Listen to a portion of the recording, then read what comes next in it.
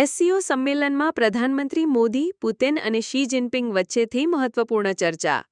ચીનના તિયાનજિન શહેરમાં આયોજિત શાંઘાઈ સહયોગ સંગઠન એસસીઓ શિખર સંમેલનમાં પ્રધાનમંત્રી નરેન્દ્ર મોદીએ રશિયાના રાષ્ટ્રપતિ વ્લાદિમીર પુતિન અને ચીનના રાષ્ટ્રપતિ શી જિનપિંગ સાથે એક મહત્વપૂર્ણ મુલાકાત કરી હતી.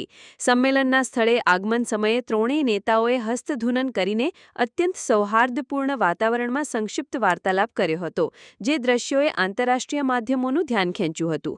આ ઘટનાએ સંમેલનના મુખ્ય રાજદ્વારી આકર્ષણોમાં સ્થાન મેળવ્યું હતું.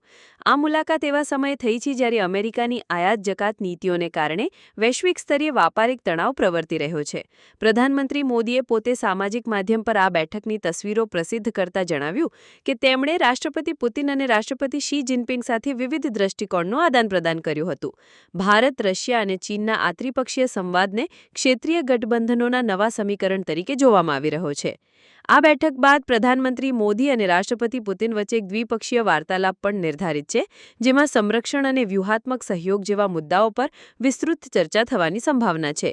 આ સંમેલન દરમિયાન ચીનના રાષ્ટ્રપતિએ પોતાના સંબોધનમાં દાદાગીરીભર્યા વર્તન અને શીત યુદ્ધની માનસિકતાનો વિરોધ કરવાની અપીલ કરી હતી, જે આ ક્ષેત્રની ભાવિ દિશાનું સ્પષ્ટ સંકેત આપે છે.